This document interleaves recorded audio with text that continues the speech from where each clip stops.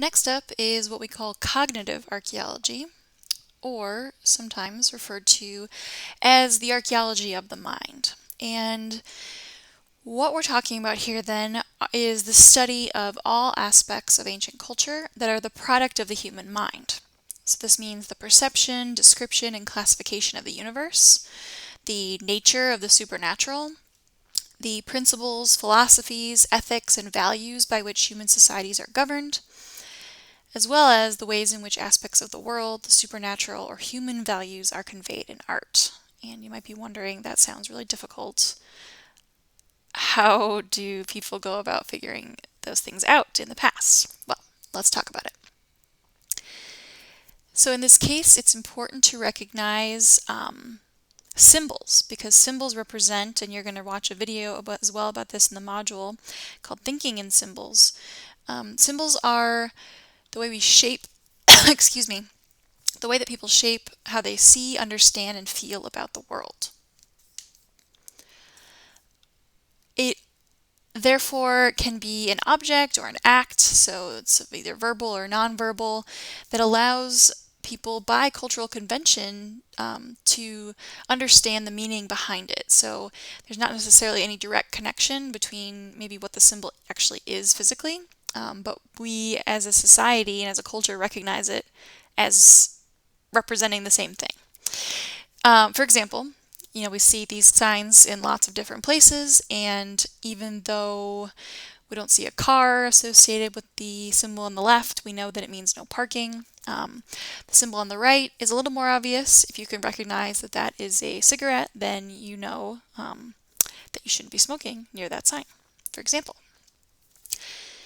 So in these cases then, some archaeologists believe that it's necessary to explore human behavior as a system of meanings rather than merely actions that merit material needs or that produce material goods.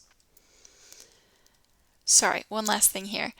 In this case then, symbolic perspectives can lend themselves to scientific testing if we can determine the sorts of appropriate linkages that can be made between our interpretations of ancient symbols and human behaviors that can be most directly inferred from the archaeological record. I hope that makes some sense. An example of this is what we call the Hopewell interaction sphere, and it's represented in the map that you see on the right. And as you can see, all of these different complexes or different sub-areas within this interaction sphere have somewhat distinct features, but they share a common set of symbols that we find across the Midwest from about 2200 to 1600 BP. And because of that, we define them as the Hopewell culture. And this culture actually included different people speaking different languages and living in various different ways across a relatively wide area. Yet, we recognize that there's this unifying set of symbols that may have indicated a common religious belief. So when we talk about religion and ritual, we're talking about either a specific social institution that contains a set of beliefs about supernatural beings and forces, or in the case of ritual, it's a succession of discrete behaviors that must be performed in a particular order and under a particular set of circumstances in order for them to have the desired effect. So one of these symbols that we see that holds the Hopewell interaction sphere together are these highly standardized effigy pipes, some of which you see down below here, representing different types of animals. The bowl for the tobacco is actually on the back of the animal, and there would have been a wooden stem used to connect into the back side of it in order for it actually to be used to smoke.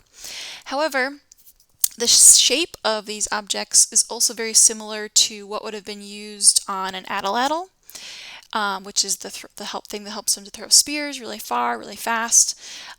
And so in this case, that's why we're referring to these peace pipes as also ritual weapons. So it's got this double connotation because of its shape and because of the symbology behind it. Another then example is looking at the site of CHAVIN, and this is looking at the cosmology behind this religious site. So when we talk about cosmology, we mean the study of the origin large-scale structure and future of the universe. So in this case, a cosmological explanation demonstrates how the universe developed and describes what principles keep it together. We see this represented physically and materially then through iconography. And this is specific types of art forms or writing systems that symbolically represent ideas about a religion or cosmology.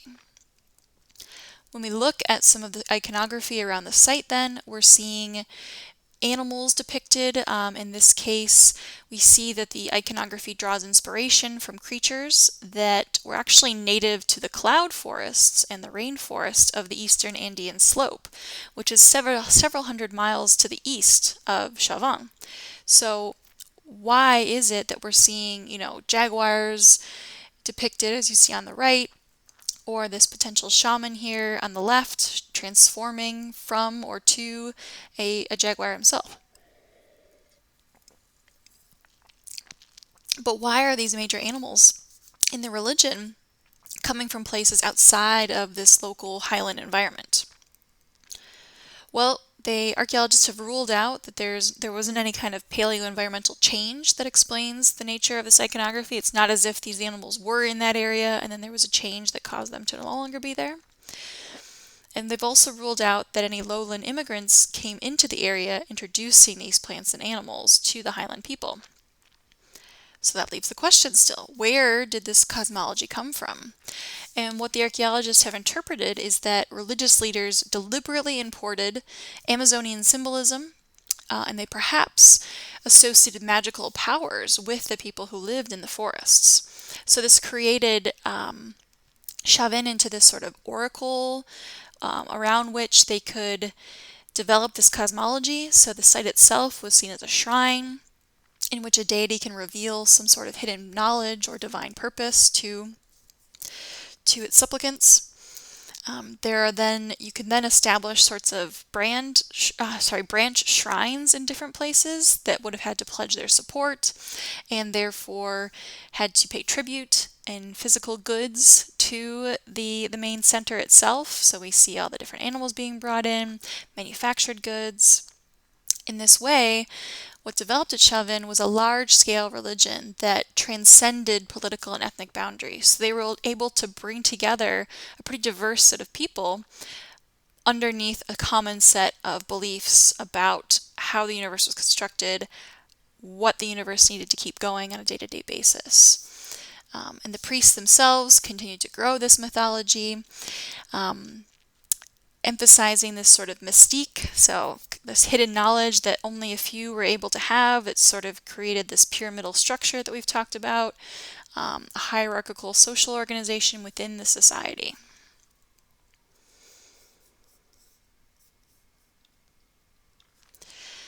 All right, so let's jump way back in time then to Upper Paleolithic period, which is about 40,000 to 12,000 BP, at least specifically in Europe. And at this time, Europe is distinguished by an artistic explosion in wall art, particle art, and decorated tools. Cave art in particular is the work of talented artisans who knew animal anatomy and behavior, as well as principles of perspective and movement. Humans, in fact, are rarely depicted, or if they are, they're very poorly executed. We don't really see specific scenes or narratives sort of being depicted. Instead, these paintings are often found in remote areas in the deepest recesses, which suggests some sort of strong connection between art and religious ritual. We see horses, aurochses, bison, stags, reindeer, as well as mammoths, bears, rhinos, and large cats depicted in different parts of the caves, and I've included a map here in a few slides. There's also examples where we see painting over or overlapping images, which indicated that perhaps the act of painting itself was more important than seeing the one singular depiction. So upon their first discovery in the 19th century, some of the interpretations that have since been banned, not completely banned necessarily, but one of which was that it was simply artistic expression, of the things that people saw around them, so sort of art for art's sake, but that doesn't really explain why we find these things in very remote locations. Another idea was that the images were created to encourage fertility of herds and having, successful hunts of those animals. But in this case, bison and horse tend to be the most depicted, but the faunal remains from the caves themselves are mostly of red deer and reindeer, so you would expect that we would see high amounts of the animals being depicted if they were wanting to go out and hunt them successfully. All right, enter the 20th century and French structuralism, which is a paradigm holding that human culture is the expression of unconsciousness, modes of thought and reasoning, that are notably differentiated by binary oppositions. So human reality then is these paired oppositions. In this case, the concept of life is meaningless without also understanding the concept of death, as an example. These two anthropologists themselves, two French anthropologists, conducted a systematic examination of the contents and contexts of the paintings themselves, so noting different locations, the entrances, central corridors, peripheral areas or back areas of the images within 66 caves. And so what they found is they identified what they called maleness figures. So these were more small herbivores or narrow symbols, that is, rows of dots, arrow-like symbols, or straight lines, that they were found at cave entrances and in peripheral areas. Now, their definition for femaleness were the large herbivores or any wide symbols, rectangles, upside-down V's, and curvilinear marks. And these tended to be found in central areas, usually surrounded by male symbols. And so because of these patterns, they interpreted the meaning as a method of communicating life's oppositions: male and female, nature and culture, human and supernatural, life and death. There are, however, some theoretical flaws in their argument, one of which would be the problem of circular reasoning. So sometimes they use an image to determine a location. So if it's a V-shaped image, they might say, well, this is definitely a female area, or a location to then identify an image. So you really have to make a decision one way or the other. You can't be going back and forth between how you're designating these things and the evidence you're using to do that. The other theoretical flaw is this sort of Freudian influence that should have seemed very obvious from the way I was describing things. It's not as likely that they would have made these interpretations of lines as penises and rectangulars as vaginas if they were working in another era. In the end, we can't say that these ideas were wrong, but the problem is we cannot assess whether they were right. So we have no way to really go about developing a middle-level theory that would help us to look at evidence and attempt to say one way or the other, test our hypothesis. On the other hand, there's another example by David Lewis Williams, who argues that much of the world's rock art, including that from the Upper Paleolithic caves, is evidence of shamanic transes. And so amongst hunter-gatherer societies, they are virtually all known to practice some form of shamanism. And in these societies, shamans are those individuals who claim to be able to access supernatural powers, spirits, or deceased ancestors and tap into their power and influence. They make contact with these powers or spirits using psychotropic drugs or by fasting, dehydration, and sensory deprivation that causes them to have visions they interpret as communications. So according to psychological and neurological research, humans in a trance go through 3 levels of consciousness. In the first stage, you start seeing dots, grids, zigzags or nested curves, some forms of meandering lines that sometimes might vibrate or flicker. Second stage, your mind tries to make sense of some of these images by converting them into forms that are culturally meaningful. So that is animals such as reindeers or aurochs that you might see on a regular basis. And then the third stage, you sense that you're moving through a tunnel or a vortex with images swirling around you and merging into culturally intelligible ones. So if we take a look at, if we think about these sort of stages and what people see, it seems like we're seeing something similar on these cave walls.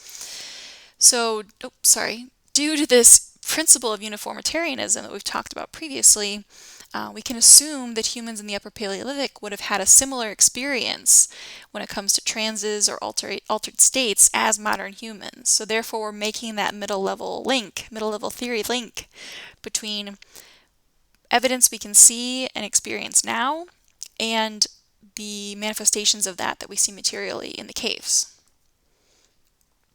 Here is one of the maps of Lascaux Cave in France, if you're interested to see where some of these things occur within the cave itself. And if you're interested in touring the replica, there's a link there in the upper right corner for information. Of course, you have to go pretty close to where the original cave is to access it. So to wrap things up, what does this all actually mean? Well, we don't really know the specific meaning of these images and probably never will because we can't go back in time and talk to these people. But the use of that middle level theory provides the strongest support to this sort of shaman or shamanic trance proposition from Lewis Williams. The artists may have been attempting to replicate the experience of a trance for non-shamans by mimicking this sort of vortex feeling and the stages of hallucinogenic visions. There's very likely there could have been communal rituals that would have taken place in large chambers where people sought guidance from the spirit world below.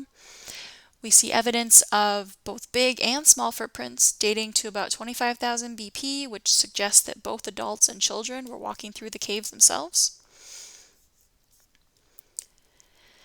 And as you, or as humans, would have walked through these caves by torchlight, that's really the closest a person could have come to the spirit world without actually undergoing a trance themselves. So I'm pretty close to sold on this theory, but I would be curious to hear what your opinions are.